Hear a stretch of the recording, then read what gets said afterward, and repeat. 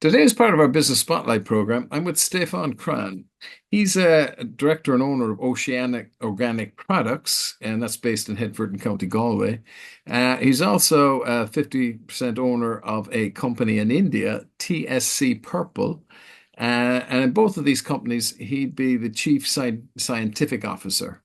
So over to you, Stefan. What is it you do, and for how long have you been doing it? Well, my whole life revolves around seaweeds. Okay. And I started my journey a long time ago in the Netherlands, studying the subject, of course, marine botany. And when finished with university, I was looking for a job like many other people like me. Mhm. And the first job came around in Ireland, in Galway, at the University of Galway. Mhm. And I said to my girlfriend at the time, now wife, I said, well, it's like a nice adventure, 2 years to Ireland, and let's see how that evolves. In the meantime, we're 30 years down the line and still living in Ireland. But this is how I came to Ireland and started working on seaweeds in the Martin Rhine Institute. I had a very gifted professor, Professor Mike Guyry, who already set up a kind of an organization in the university working and dealing with seaweeds. And that's where I dropped into, did my PhD. And then I was fortunate enough to set up the Irish Seaweed Center. And that is an R&D center in the university. I ran that for about 10 years. But I moved from doing practical work, research work, more to the admin, grant proposals, getting money in, getting all my own PhDs and postdocs. Quite successful, but after 10 years, I came to a situation where I thought, will I be doing this till I get to the pensionable age, or do I do something else? And the problem was, of course, if I wanted to make promotion in university, then the next step up, that person had to move as well or die. And my professor is still alive, still a good friend. So I made a decision to actually step out of university life after about 20 years and go to what we say the dark side, set up a business. And that first business was again based, of course, on the subject seaweeds, in this case, to use seaweeds for animal feed. And that company was called Ocean Harvest Technology, and we set it up in 2009. Okay. And are your and how did you lead into Oceana Organic Products then and TSC? Well, in parallel, Oceana Organic Products was set up as a holding company at the time, Ah, uh, to be the share owner and that kind of stuff in other participations. And it was also then at that time my kind of consultancy company. I did a lot of underwater photography, for example. So I had little jobs like that to do. And that is how Oceana started or started this existence. And I still have that company. So whatever happens with other companies, like with OHT or Ocean Harvest Technology, that went to the stock market, and I stepped out. I had other companies in between, some successful, others that went broke and were wound up because we had no money anymore. So I've done and seen it all in a way, with success, but also with failure. And that is, of course, the best life lesson that you can get, yeah. because you only learn from mistakes and failures. Yeah, we learn more from I think from our and again, I'm not a big fan of failure. We either win or we learn, you know. It's one or the other. Yeah, so you can describe it like that. Yes, absolutely. Yeah. And I'm still doing it because, as you said in the introduction, we had another company after that called the Seaweed Company. We run that for about 5 years, from building the business, setting it up. And this was a business that used seaweeds as meat replacement. So we were developing hybrid meats because the company's ethos was social and environmental impact. And of course, if you replace meat with an ingredient that is very low in fossil fuel use, seaweed Mhm. cultivation, as a matter of fact, it absorbs CO2. Yeah, that is a big plus for the environment. Right. Now, that company is taken over, or we were actually stepping out because our main investor was taking it over, and we had a deal, and they moved on with the seaweed company. And that also meant after 5 years, several things. One, I was a free man again. Mhm. Two, I also learned the lesson that I'm very good in the ideas, setting up a company, building the first couple of years, getting the funding in. And then when the company grows to such a stage that you start to manage more people than the things that you actually love to do, the science and that part, that's time to step out and give the reins to somebody else. All right. Okay. Okay. So you're very much in the kind of development stage, build it up, and then, sell it on or whatever it is Yeah, to somebody to actually take it and run with it. Okay. exactly. Okay. And so those companies, they grew obviously from standing start. What would you attribute the growth to? Well, in the case of the first company, seaweeds for animal feed, Hmm. that was a field at the time in motion because of the, for example, antibiotic use in animal rearing. And we started with aquaculture, so salmon, Hmm. and really did some wonderful trials where we used different types of seaweed or seaweed extracts, one to improve growth and lower the feed conversion ratio. Hmm. But also, for example, we demonstrated that it works very good to prevent sea lice, which was a big issue in the salmon industry. Oh, in the farms, yeah, yeah, yeah. Yeah, oh yeah. Also, we managed to improve the omega-3 fat levels in the fish, Oh, raised it by 10 to 15%, because the problem is with the salmon industry when it started, they still used fish meal a lot. Now, of course, that all became scarce, and so they had to replace it with plant protein and all this kind of stuff. And salmon is not used to eat that.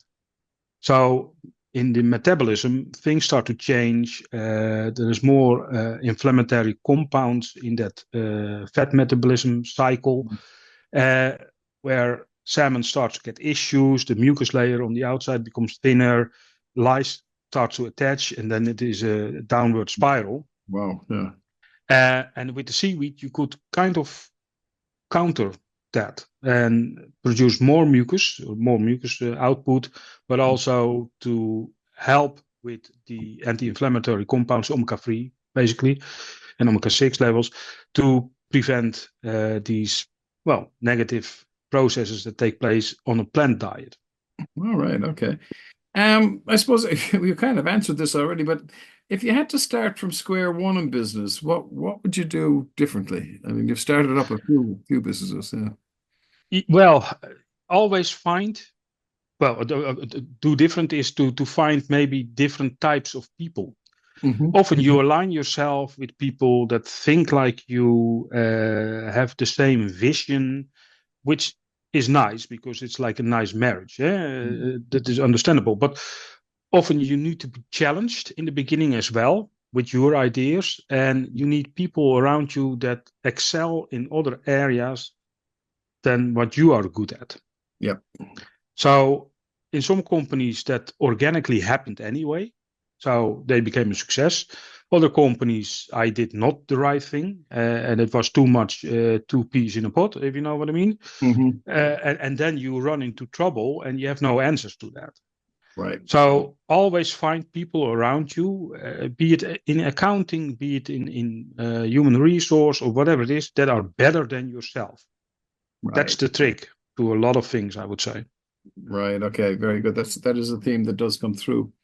Um, well, again, we've been talking about it, but what have been your biggest learnings as an employer? You mentioned about people there at one stage, I think before. Ah, yeah. My What, biggest learning with as being an employer of people, because one company we had a team of 20 and we had 40 people in Vietnam running in a factory. So gives you an idea. Everybody comes with his own baggage. right.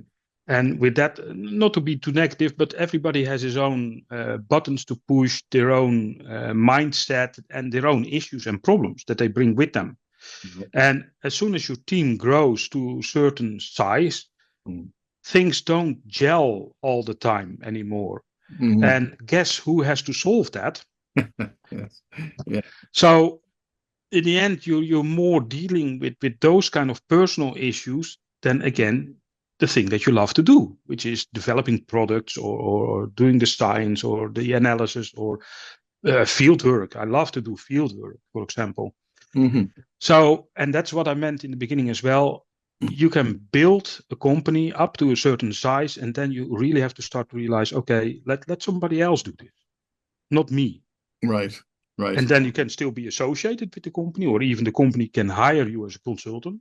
It also works very nicely, Mhm. but know where to stop. Unless Interesting. you're really good at this and also at the personal level skills with people that you can manage it all, then it's fine. Mhm. But I'm not. Right. Okay. And that's, I think that's a lot of the work that we do as action coach, getting a team together and getting the culture right, I suppose, Yeah. within the company. Yeah. Um, how do you balance your personal life with the demands of setting up or running a business? Well, good question in one way, and it is not one to easily address Mm. because that is for everybody different, and it also depends on the relation you have. Because I have a family, wife, two children, um, how you distribute your time and where you give most attention to, and you can understand that you have to balance that. But that level of balancing is for everybody or every relationship different. Some people think, he's traveling again, good riddance. I have a bit of time for myself, you know. Uh, Yeah. and others, especially in the beginning of a relationship, are very clingy and really miss. So yeah, that is the fine balance that you have to figure out. In my case, it worked quite well to well travel a bit here and there, not to be at home all the time, and also keep in mind after 2019, a lot more people start to work at home, so Yeah. they're continuously at home. That doesn't work neither all the time. Yes, indeed. But these are lessons that you learn, and you have to, yes, touch and feel in a way to see what is still acceptable and what's not. Yeah. Okay. It's a constant process, but depending on the stage of the relationship by the sound of As well, yes, yes. it. Very good. Um, Going back And just to, a little note here. I'm still 35 years with my wife at this stage, so well, I probably had it right. excellent, excellent. Yeah, not everybody can claim that, including myself. So, um, going back to the employees, what qualities do you look for in employees, and how do you foster a positive, productive work environment? Well, first the qualities for me, very important is independency. So if you get people in, yeah, in the beginning they have to learn a couple of things, but then you should be able to give them their marching orders and say, okay, what I expect from you is this, this, and this. You report then and this is kind of the work that you have to do. If they manage to do that, because that makes my life easier as well, and Yeah. that is what you're looking for if you have employees, if you manage to do that, then things will run quite smoothly, I would say. And to foster an environment that gives a kind of a positive vibe in a way Mm. is also what type of people do you get in? Because my last adventure was this environmental social impact company. So you need a certain type of people that also think that yes, climate change is important, or yes, we need to eradicate poverty and get people more on a similar kind of level as mainstream. We did, and I still do this in India, for example, where we work with fisher families. Hmm. That if you go there, I mean, it is really heartbreaking to see at what level they are.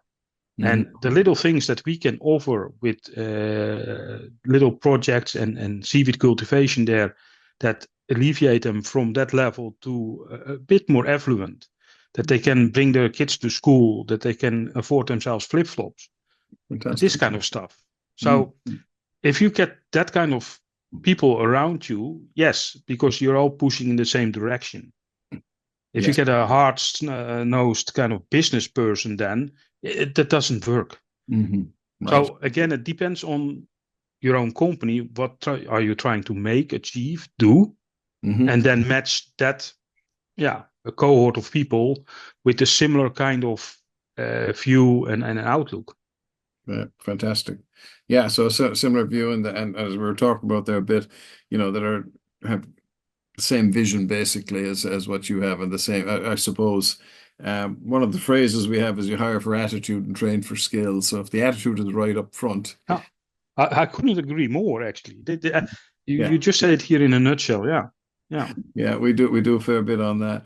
So maybe just to round off, Stefan, what are some common misconceptions about running a business and how do you address them? Yeah. Misconceptions depends also if you just come fresh out of university, of course, then you have a completely different view and take that you're going to save the planet and do this and that and the other. And then you start to understand real life. And that always comes down, and that is for every company the same. You can be very environmental, social kind of minded, but you have to make money before you can actually do that. And Hmm. this is a thing that a lot of people mistake, that they start with the environmental impact and money is not that important. But you can only have a company and run a company if you make profit. Absolutely, yeah. And that is a lesson that you learn or not, and then you go broke. Simple as that. Or you do first take care of that part, make money, and then you can spend that money on other things like bettering the company, making it greener, having environmental impact. Because all Mm. these things cost money. Yep, They don't come for free. absolutely, yeah, absolutely, yeah. So that is a big misconception, I would say. The other misconception is, and I addressed that a little bit in the beginning, when you get people in, that everybody thinks like you and has the same vision and mission. That's not the case. A lot of people come in just either for nou ja, as a job to make some money, and they often see you as a stepping stone to the next better thing. Yeah, Keep that in mind as well. absolutely. Listen, Stefan, it's been great talking to you today. There's some great nuggets in there for our viewers, and really appreciate you taking the time to have a chat today. My pleasure, Kevin.